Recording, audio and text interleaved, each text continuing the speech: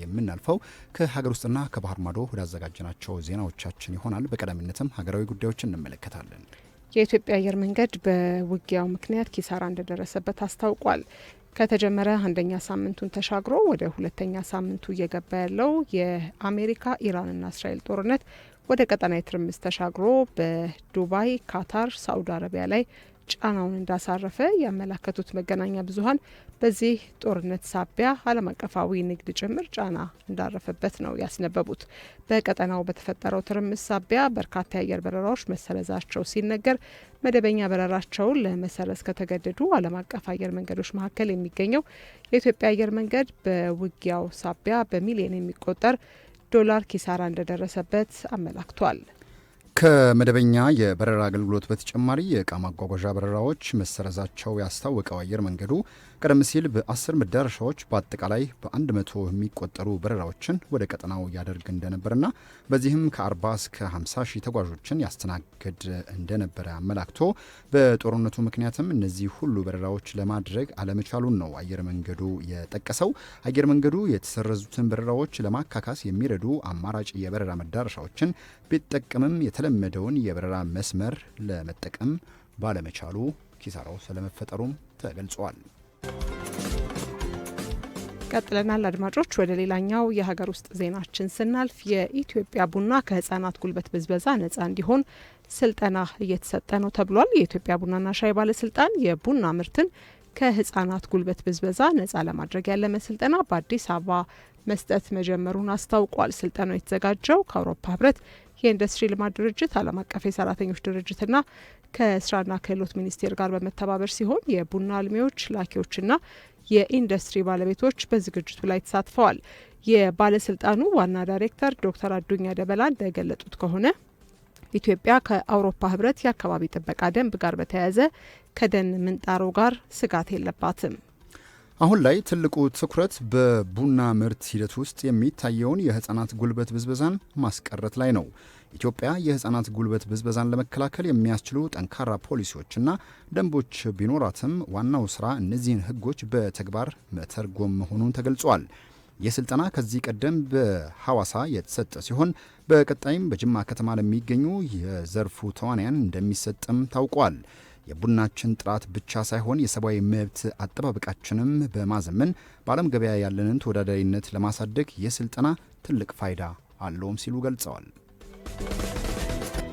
ወደ ውጭ ዜናዎች እናልፋለን። በቅድሚያም አፍሪካዊ ጉዳዮች ላይ እናተኩራለን። በሰሜን ናይጄሪያ ታጣቂዎች ፈጽመውታል በተባለ ጥቃት 12 ሰዎች ህይወታቸው ማለፉ ተነግሯል። በሰሜን ምስራቅ ናይጄሪያ በተደረጉ የሌሊት የሽብር ጥቃቶች ቢያንስ 12 ወታደሮችና 3 ንጹሐን ተገድለዋል ሲል ወታደራዊ ምንጮችና ነዋሪዎች ተናግረዋል። በኩካዋ ዳልዋና ጎኒሪ የተፈጸሙት ጥቃቶች የተፈጸሙት በንጎሼ በሚገኝ የጦር ሰፈር ላይ ተመሳሳይ ጥቃት ከተፈጸመ ከቀናት በኋላ መሆኑንም መገናኛ ብዙኃን አስነብበዋል። የቦኮ ሀራም አሸባሪዎች ሰኞ ዕለት በማለዳ በቦርኖ ግዛት ኮኳ ወረዳን ከወረሩ በኋላ ለ3 ሰዓት በፈጀ ውጊያ አቅራቢያውን ወደሚገኘው ወታደራዊ ካምፕ በመግባት የተሳተፉ ሲሆን ወታደሮችንም ለጥቃት መዳረጋቸውን ነው ሮይተርስ በዘገባው ያሰፈረው። ወታደሮቹ በካምፑን መልሰው የያዙ ቢሆንም የጦር አዛዦችና ሌሎችም 5 ወታደሮች ከመገደላቸው በፊት ጥቃቱን ለመከላከል ሙከራ ማድረጋቸውን ወታደራዊ ምንጮች መናገራቸውን ነው ቲአርቲ አፍሪካ ኒውስ ያስነበበው። በመጨረሻም የሩሲያው ፕሬዝዳንት ቭላዲሚር ፑቲን የኢራን አሜሪካና እስራኤልን ጦርነት በፍጥነት ለማቆም የሚያስችል የሰላም እቅድ ለዶናልድ ትራምፕ ማቅረባቸው ተሰምቷል።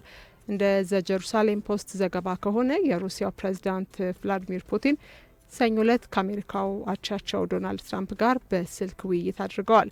በውይይቱም ፑቲን አሁን ያለው የኢራን ጦርነት በአጭር ጊዜ እንዲቆም የሚያስችል የሰላም ውሳኔ ሀሳባቸውን ለፕሬዝዳንት ትራምፕ አጋርተዋል ተብሏል። የክሬምሊን ውጭ ጉዳይ ረዳት ዩሪ ኡሻኮቭ ለጋዜጠኞች እንደገለጡት ሁለቱ መሪዎች ከኢራን ጉዳይ በተጨማሪ የሩሲያ ዩክሬን ጦርነትን እንዲሁም በቬንዙዌላ ያለውን ወቅታዊ ሁኔታ ከዓለም አቀፉ የነዳጅ ገበያ አንጻር በጥልቀት መክረዋል ተብሏል። የሩሲያው ፕሬዝዳንት ቭላዲሚር ፑቲን ቀደም ብለው በሰጡት መግለጫቸው አሜሪካና እስራኤል በኢራን ላይ የከፈቱት ጦርነት ዓለም አቀፍ የኢነርጂ ቀውስ ማስከተሉንና በሆርሙዝ የባህር ወሽመጥ በኩል የሚደረገውን የነዳጅ ትራንስፖርት ሙሉ በሙሉ ሊቆም እንደሚችል አስጠንቅቀው እንደነበረም ተገልጿል። ሩሲያ በዓለም ሁለተኛው የነዳጅ ላኪና ግዙፍ የተፈጥሮ ጋዝ ክምችት ባለቤት መሆኗን የጠቀሱት ፕሬዝዳንቱ የአውሮፓ ደንበኞች ወደ ረጅም ጊዜ ትብብር ለመመለስ ፍላጎት ካላቸው ሩሲያ አብረው ለመስራት ዝግጁ መሆናቸውንም አንስተዋል። ይሁን እንጂ ምዕራባውያን ሀገራት ባለፉት 4 ዓመታት ከሩሲያ ዩክሬን ጦርነት ጋር ተያይዞ በተጣሉ ማዕቀቦች ምክንያት በሩሲያ ነዳጅና ጋዝ ላይ ያላቸውን ጥገኝነት በእጅጉ ሲቀንሱ ቆይተዋል። አሁን የተከሰተው የኢራን ጦርነትና የነዳጅ ዋጋ መናር ግን ምዕራባውያን ለከፋ የኢኮኖሚ ፈተና እየዳረጋቸው እንደሚገኝ ተጠቅሷል። የፑቲንና የትራምፕ ንግግርም ይህንን ዓለም አቀፍ ቀውስ ለመፍታት የኃይል ሚዛኑን ለማስተካከል አዲስ በር ሊከፍት እንደሚችል በዲፕሎማቶች ተስፋ ተጥሎበታል። አድማጮች፣ ቀደም ሲል ከሀገር ውስጥና ከባህር ማዶ ያዘጋጀናቸውን ዜናዎች ነበር ወደ እናንተ ያደረስ ነው። የተወደዳችሁ አድማጮቻችን አህመድ ሸረፋና ራህማ መሀመድ እያስተናገድናችሁ አብረናችሁ አለን። በቆይታችን እየተዝናናችሁ እንደሆነ ተስፋ እናደርጋለን። ደውሉልን፣ መልእክቶች አጋሩን። የኢሳት አጋር ሆነው አብሮን እየሰሩ የሚገኙ ተቋማት አሉ። ማን እንደ እናት የሚላችሁ እናት ባንክ አንዱ ነው። በመላው ኢትዮጵያ ከ206 በላይ ባሉት የባንክ ቅርንጫፎች ፈጣን፣ ቀልጣፋና ዘመናዊ የባንክ አገልግሎት በመስጠት ይታወቃል። ኦሚ ከወለድ ነጻ የባንክ አገልግሎት በርካቶችን በአገልግሎቱ ተጠቃሚ አድርጓል። እንዲሁም የእናት ፖስ የክፍያ አማራጭ ኑሮን ቀለል አድርጓል እየተባለለት ነው የሚገኘው። እናት መላ የትምህርት ቤት ወራዊ ክፍያ፣ እናንተ ስራችሁን ስሩ፣ ክፍያችሁን ግን በእናት ባንክ የእናት መላ በኩል መክፈል አስችሏችኋል የሚለው ማን እንደ እናት የሚላችሁ እናት ባንክ ነው። የዚህ ሰዓት አጋር ሆኖ አብሮን እየሰራ ይገኛል። ሌላኛው አጋራችን ራይድ ትራንስፖርት ነው። በ8294 ይደውሉና ወደ ፈለጉበት ይንቀሳቀሱ ይለናል። ራይድ ትራንስፖርት በተለይ ደግሞ ከወዳጅ ዘመድ ጋር ለመገናኘት ከውጭ የሚመጡ ወዳጅ ዘመዶችን በራይድ መላክ ይችላሉ። እርስዎ ባሉበት ሆነው ራይድ ይጨነቃል። በ8294 በመደወል ራይድን መጥራት ብቻ ነው የሚጠበቅበት።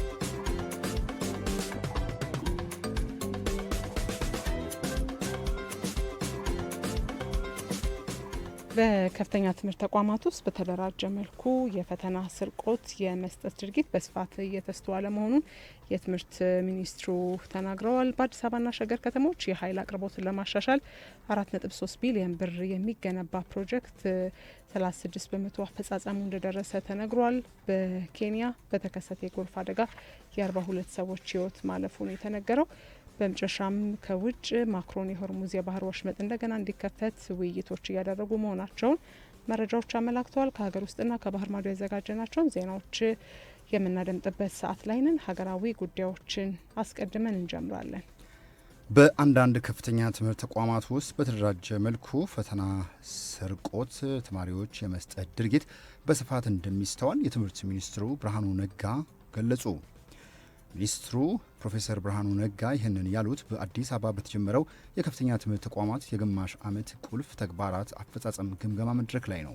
የከፍተኛ ትምህርት ጥራት ለማረጋገጥ የተለያዩ ጥረቶች እየተደረጉ እንደሆነ የገለጹት ሚኒስትሩ፣ ይሁን እንጂ አሁንም ፈተናን በተደራጀ መልኩ የሚያሰርቁ አካላት መኖራቸውን በትምህርት ጥራት ላይ ትልቅ ፈተና ሆኖ መቀጠሉን ነው የተናገሩት።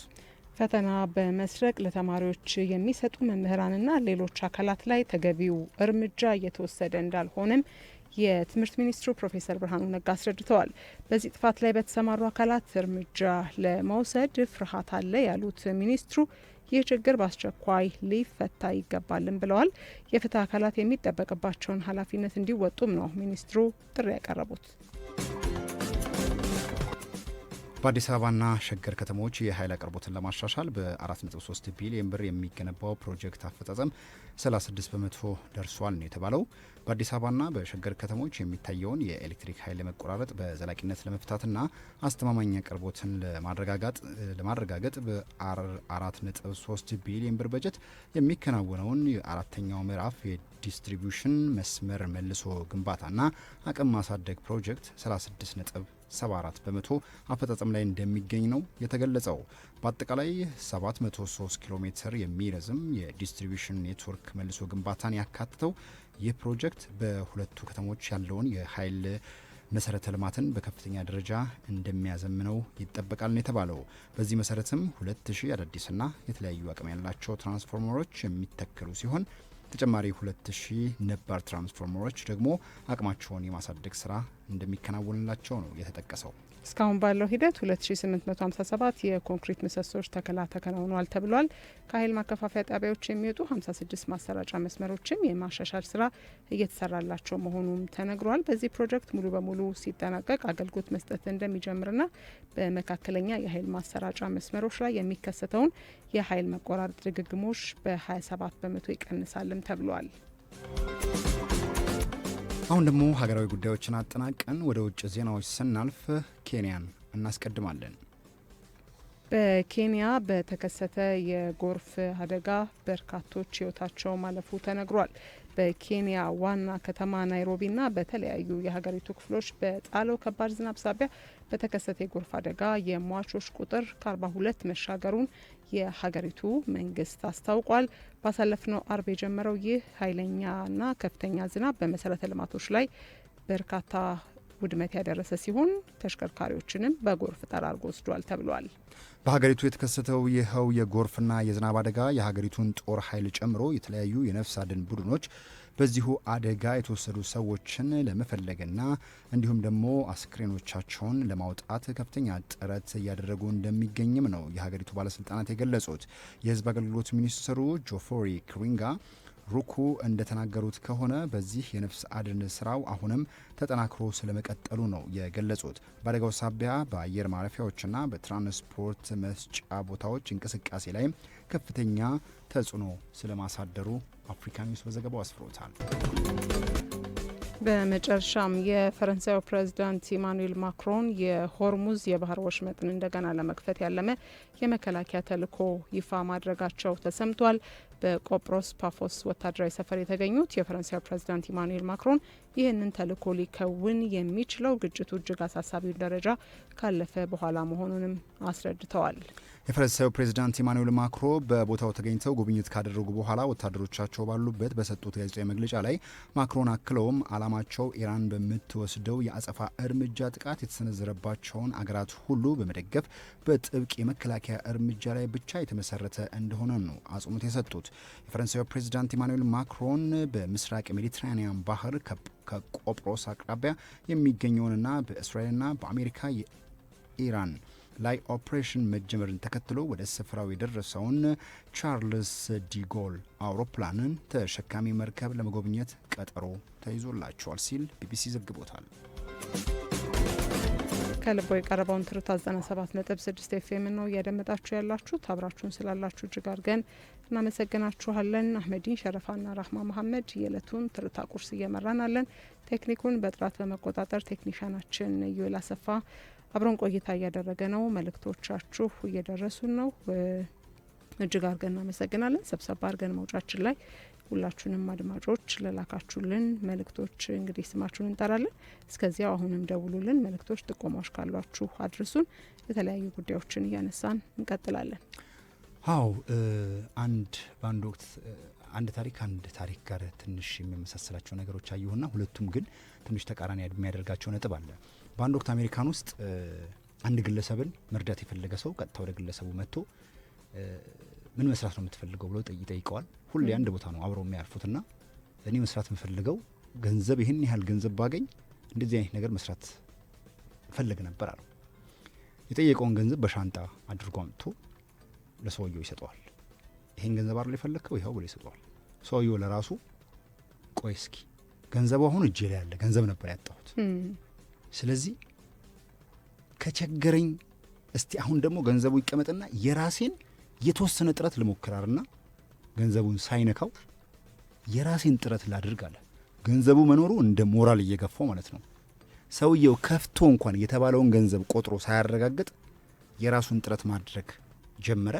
ከተወሰነ ጊዜ በኋላ ሰውየው ለውጥ አምጥቶ የፈለገውን በተወሰነ ደረጃ አሳክቶ ከዛ ሰውዬ ጋር ድጋሚ ተገናኙ።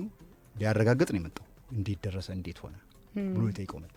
እንዴት ነህ እንደምሰነበት የሰጠው ገንዘብ ጠቀመህ ምን አደረክበት ብሎ ይጠይቀዋል። እኔ የሰጠኝን ገንዘብ ከፍቼም አላየሁትም ስንትም እንደሆነ፣ ግን በራሴ ጥረት ይሄን የምታየው ደረጃ ላይ አድርሻለሁ አለው። በጣም የሚገርመው ነገር እኔ የሰጠው እውነተኛ ገንዘብ አልነበረም፣ ሐሰተኛ የገንዘብ ኖት ነበር የሰጠው ትልቁ የስኬትም የምንፈልገው ነገር ጋር መሄድ ተነሳሽነትን መጨመር ነው። እንደዚሁ በሪያሊቲ በጣም የገረመኝ ነገር አሜሪካን ውስጥ አንዱ ጎዳና ላይ ወጥቷል። ትልቅ ሰው ነው። እድሜው ቢያንስ 37-40 የሚሆን ነው። ወደ $100,000 የሚበልጥ ገንዘብ እያከፋፈለ ለሰዎች ምን ያህል ተነሳሽነት እንዳላቸው የሚያረጋግጥ ሰርቬይ በመስራት መጣና ሰጠው። ለዚህ ወጣት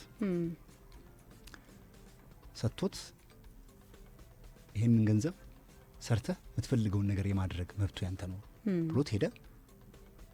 ሰውየው መኪና ገዛ፣ ትዳሩን ያዘ፣ የራሱን እንቅስቃሴ ጀመረ። በጣም ተለወጠ። የሚኖርበት አፓርታማ፣ እያንዳንዱ ነገር ተለወጠ። ግን ሁሉም ነገር እጅግ በፍጥነት ነበር የሆነው። ከተወሰነ ጊዜ በኋላ ሰውየውን አግኝቶት የነበረው ቦታ ላይ ሲመለስ ሰውየው በዛው ቦታ ላይ መኪናውም ሽጦ ገንዘቡም አልቆ የነበሩ ነገሮች ወደ ኋላ ተመልሰው እዛው ቦታ ላይ መገናኘታቸው እጅግ ያስገርማል ሲል የዓለም አቀፍ የመገናኛ ብዙኃን ቀድሞ የነበረውን ፎቶ የአሁኑም ፎቶ አጋርተው ሲቀባበሉት የነበሩት አጋጣሚ በጣም ገርሞኛል። እዚህ ጋር ተነሳሽነት ማጣት ጉዳዩን ይዘሹም በሪል ነገሮችን ያሳጣሻል። እዛ ጋር ደግሞ ሳይኖር በውስጥሽ ፈንቅሎ የሚወጣው የተነሳሽነት ስሜት ደግሞ እዚህ ብርቱካን እየሰራው ነው እንዴ? እውነት አስመሰልከው። እንደዛ ብዙ ከዚህ ጋር ተያይዞ የሚነሱ ሚት ወይም አፈ ታሪክ የምንላቸው አሉ አይደለ? ለመነሳሳት የሚያስፈልገን ሀሳቡ እንጂ የምር የሚባለው ጥሬ ገንዘብ አይደለም። ሀሳቡ ካለ ማንም ሰው ለመቀየር ያለበትን ሁኔታ ለመለወጥ ዝግጁ ከሆነ መለወጥ የማይችልበት ምንም አይነት ምክንያት የለም የሚል ሀሳብ ይነሳል። ጥሩ የሚባል እንግዲህ ምሳሌ ነው የጠቀስነው። እኔ በጣም ወድጄዋለሁኝ። ሁለቱም ሪያሊቲ ናቸው። እጃችን ላይ ገንዘቡ መግባት አይጠበቅበትም ነው ዋናው፣ የኛ መነሳሳት ፍላጎት ነው የሚወስነው የሚለውን ሀሳብ ያስይዛል። አድማጮች እስኪ የእነሱንም ሀሳብ እንስማበት በዚህ ጉዳይ ላይ በደስታ እንግዲህ ሀሳባችሁን እንቀበላለን። በዚህ ጉዳይ ላይ የምትሉንን እኛ እንቀጥላለን። የተለያዩ መረጃዎችን እያካፈልናችሁ ውድ አድማጮች እስከ ፕሮግራማችን ፍጻሜ ከኛ ጋር እንድትሆኑ በአክብሮት እንጋብዛለን። የተወደዳችሁ አድማጮቻችን ትርታ 97.6 ኤፍኤም ነው እያደመጣችሁ ያላችሁት። ስፖርታዊ መረጃዎችን የምናደምጥበት ሰዓት ላይ ነን። ከተለያዩ ስፖርት ምንጮች የተገኙ ዓለም አቀፍ ስፖርታዊ መረጃዎችን ወደ እናንተ እናደርሳለን።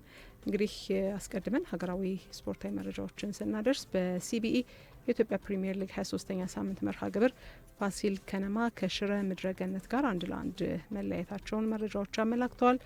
አጼዎቹ በበረከት ግዛው ግብ መሪ ቢሆኑ ዳንኤል ዳርጋ በመጨረሻ ደቂቃ ሽረ ምድረገነትን አቻ ማድረግ ችሏል። በሌላ ጨዋታ ነጌሌ አርሲ ከባህር ዳር ከተማ 0-0 ተለያይቷል። ነጌሌ አርሲ ያለፉትን 4 ጨዋታዎች ማሸነፍ እንዳልቻለ ነው በዚህ የተጠቀሰው። በሶስቱ ደግሞ አቻ ወጥቷል። ፋሲል ከነማ ያለፉትን 6 ጨዋታዎች ማሸነፍ አልቻለም። በአራቱ ተሸንፏል። እንግዲህ በሲቢኢ የኢትዮጵያ ፕሪሚየር ሊግ ያላቸው የሊግ ደረጃ ምን ይመስላል የሚለውን ስንመለከት ነጌሌ አርሲ 38 ነጥብ በመያዝ ሁለተኛ ደረጃ ተቀምጧል። ፋሲል ከነማ በ34 ነጥብ ስድስተኛ፣ ባህር ዳር ከተማ በ28 ነጥብ 9ኛ፣ ሽረ ምድረገነት በ27 ነጥብ 12ኛ ደረጃ ላይ ይገኛሉ። ወደ ሌላኛው ስፖርታዊ መረጃችን ስናልፍ ዓለም አቀፍ ስፖርታዊ መረጃን እናገኛለን። በተለይ አሁን እንግዲህ በዓለም አቀፍ ደረጃ መገናኛ ብዙኃን ትኩረት የሳበው የኢራን እስራኤልና አሜሪካ ጦርነት እየተካሄደ ባለበት በዚህ ሰዓት ላይ የኢራን ሴት ተጫዋቾች ብሔራዊ ቡድናቸው ማለት ነው የእስያ ሴቶች ዋንጫ ውድድርን ለማድረግ አውስትራሊያ ከትመዋል። ፈታኝ ወቅት እንደሆነ ይታወቃል። ነገር ግን ሀገራቸውን ወክለው እነዚህ ሴት ተጫዋቾች በአውስትራሊያ ይገኛሉ። እግር ኳስ ሁሌም እንደሚባለው ሰላማዊ ነው። ስፖርት በአጠቃላይ እግር ኳስ ብቻ ሳይሆን ሩጫንም፣ ሌሎቹም የስፖርት አይነቶች አትሌቲክስንም ጭምር በሰላማዊነቱ ይታወቃልና እነሱ ምንም እንኳን ሀገራቸው ከባድ ሁኔታ ውስጥ ብትሆንም ስራቸውን ደግሞ አላቋረጡም። የእስያ ሴቶች ዋንጫ ውድድር ለማድረግ አውስትራሊያ ገብተዋል። አሁን ላይ 5 የብሔራዊ ቡድኑ ተጫዋቾች ከቡድኑ ተነጥለው የአውስትራሊያ ፌዴራል ፖሊስ ወዳዘጋጀው ደህንነቱ የተጠበቀ ቤት ውስጥ እንደተወሰዱ ነው መረጃዎች ያመላከቱት። ተጫዋቾቹ በተለይ ለምንድን ነው ይህ የሆነው ከተባለ የመጨረሻ ጨዋታቸውን ካደረጉ በኋላ በፖሊስ ታግዘው ከሆቴላቸው ወደ ተዘጋጀው ቤት አቅንተዋል ማለት ነው። እንግዲህ የኢራን ሴት ብሔራዊ ቡድን ተጫዋቾች የውድድር የመጀመሪያ ጨዋታ ሲያደርጉ የሀገሪቱን ብሔራዊ መዝሙር ሳይዘምሩ እንደጀመሩ ነው የተናገሩት። በዚህ ደግሞ በተለይ ብሔራዊ ቡድኑ በሀገር ውስጥ እንዴት ይህንን አያደርጉም ሲሉ እንዴት ሀገራቸውን ይክዳሉ የሚል ፍረጃ ተጥሎባቸዋልም ተብሏል። ከዚህ በተጨማሪም ብሔራዊ ቡድኑ ወደ ኢራን ሲመለስ ቅጣትም ይጠብቀዋል ተብሏል። እንግዲህ በዋናነት ቅጣት የሚጠብቀው የብሔራዊ ቡድኑ የሀገሪቱን ሕዝብ መዝሙር ባለመዘመሩ እንደሆነም ነው መረጃዎች እያመላከቱት። እንግዲህ ፊፋና የእስያ እግር ኳስ ፌዴሬሽን ግን የተጫዋቾችን ደህንነት በተመለከተ ከአውስትራሊያ መንግስት ጋር እንደመከሩ ነው ዘ አትሌቲክስ ያስነበበው። ወደ ሌላኛው ስፖርታዊ መረጃችን ስናልፍ የምናገኘው እንግዲህ ኔይማርን የተመለከተ መረጃ ነው። ብራዚላዊ ተጫዋች ኔይማር ለቀጣይ ወዳጅነት ጨዋታዎች ለብሔራዊ ቡድኑ ጥሪ ሊቀርብለት መሆኑ ተገልጿል። አሰልጣኝ ካርሎ አንቸሎቲ በኔይማርን በስብስባቸው ለማካተት ማሰባቸው ነው የተገለጠው። ካርሎ አንቸሎቲ ኔይማርን በአካል ተገኝተው መመልከት እንደሚፈልጉም ተነግሯል። ብራዚል በቀጣይ ከፈረንሳይና ክሮኤሺያ ጋር የወዳጅነት ጨዋታ እንደምታደርግም መረጃዎች አመላክቷል። ወደ ሌላኛው የስፖርታዊ መረጃችን ስናልፍ ቀደም ሲል እንዳልነው የኢራን ተጫዋቾችን አንስተን ነበር። ብሔራዊ መዝሙር ባለመዘመራቸው ሀገራቸው ሲገቡ ቅጣት ይጠብቃቸዋል ተብሏል። ይህንንም ለፖለቲካ ፍጆታ ማዋል የፈለጉ የመሰሉት የአሜሪካው ፕሬዚዳንት ዶናልድ ትራምፕ ከዚህ ጋር ተያይዞ ለኢራን ተጫዋቾች ጥገኝነት እሰጣለሁ የሚል መረጃ አውጥተዋል። ፕሬዚዳንት ትራምፕ ለኢራን ሴት ብሔራዊ ቡድን ተጫዋቾች ጥገኝነት ለመስጠት ፈቃደኛ ነኝ ሲሉ ነው ያሳወቁት። የብሔራዊ ቡድኑ ተጫዋቾች በኢራን ይፋዊ ቴሌቪዥን እንግዲህ በተለይ ሕዝብ መዝሙር አለመዘመራቸው እንደ ከሃዲ እንዳስቆጠራቸው ይታወቃል። ይህን ተከትሎ ምናልባት በሀገራቸው ሲመለሱ የሚጠብቃቸውን ቅጣት ከማቅለል አንጻር ትራምፕ አውስትራሊያ ተጫዋቾቹን እንዳትለቅና ጥገኝነት መስጠት አለባት ሲሉ ጥያቄያቸውን አቅርበዋል። ይህ ካልሆነ ግን ተጫዋቾቹ ወደ አሜሪካ እንዲሄዱና የፖለቲካ ጥገኝነት እንዲሰጣቸው ነው በማህበራዊ ትስስር ገጻቸው ላይ ትራምፕ ያስታወቁት። እንግዲህ ከዚሁ ከስፖርታዊ ጉዳዮች ጋር ተያይዞ የሚቀርብባቸው ጥያቄ ሆን ብለው ነው ተጫዋቾቹ ወይስ ደግሞ በአጋጣሚ ዘንግተውት ነው ይህንን ነገር ያላደረጉት? ሆን ብለው ከሆነ ምንድነው ምክንያታቸው የሚለው ጉዳይ ሁሌም ቢሆን የናሽናል አንተም ወይም ይሄ ብሔራዊ መዝሙር የሚጠበቅ ነው። ያንችንም የሌላውንም ሀገር አብሮ ሌላው ቢቀር መዝሙሩን ባትሺው በመዝሙር ስርዓት በብሔራዊ መዝሙር ስርዓት ውስጥ መቆየት የሚጠበቅ ነውና ፊፋም የሚያስቀምጠው የራሱ የሆነ ሕግና ስርዓት ስላለ ከሀገሪቱ ባለፈ ይህም የሚጠበቅ ነው። ምናልባትም ከእንግሊዝ ፕሪሚየር ሊግ ጋር ተያይዞ የእንግሊዝ ፕሪሚየር ሊግ የደረጃ ሰንጠረዥ ላይ ከተቀመጡ ክለቦች ጋር ተያይዞ የተለያዩ የውጤት መለዋወጦችን የእንግሊዝ ፕሪሚየር ሊግ እንዳይገመት አድርጎት ነው የሚገኘው። አሁን ላይ መሪው አርሰናል በ67 ነጥብ አንደኛ ላይ ቢቀመጥም ማንቸስተር ሲቲ ቀንደኛ ተፎካካሪ በመሆን በ60 ነጥብ ነው በሁለተኛ ደረጃ ላይ የተቀመጠው።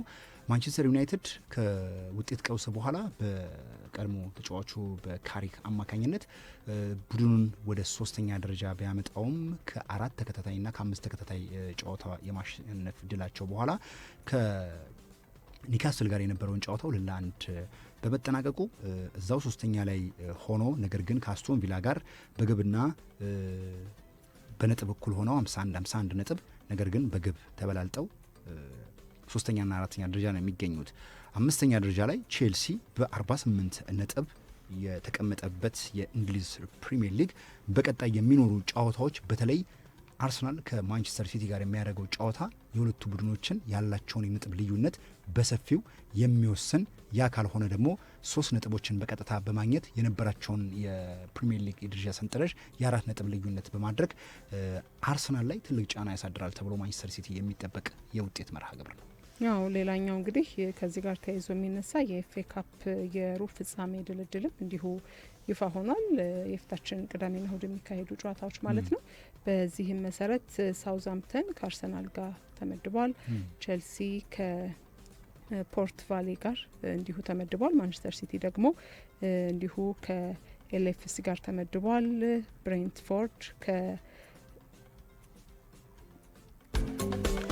እንግዲህ ከሀገር ውስጥ የጀመርነውን ስፖርታዊ አጫጭር ጉዳዮቻችንን ወደ ዓለም አቀፉ ተሻግረን የኢራን ብሔራዊ ቡድን አነሳን። ወደ እንግሊዝ ፕሪሚየር ሊግ ደግሞ ተሻግረን የተለያዩ ነጥቦችን አነሳንላችሁ። የኤፍኤ ካፕ ዋንጫ ከሌሎች የፕሪሚየር ሊግ የቻምፒዮንስ ሊግና የሌሎች ዋንጫዎችም እጅግ በርካታ ክለቦች የስፔን፣ የጣሊያ፣ የጀርመን እንዲሁም ደግሞ የእንግሊዝ ታላላቅ ክለቦች በመፋለም የሚያነሱት ታላቅ ዋንጫ በመሆኑ በጉጉት የሚጠበቅ ዋንጫ ነውና ይህንንም ዋንጫ ድልድሉ ይፋ ተደርጓል። ስለዚህ ተጠባቂ ጨዋታ ነው። እኛም እስካሁን እንግዲህ ስፖርታዊ መረጃዎችን በዚህ መልኩ አጋራናችሁ። የተወሰኑ አድማጮችን ስማችሁን ለመጥቀስ ያህል ናንሳና በዚሁ ፕሮግራሞቻችንን እያገባደድን እንሄዳለን።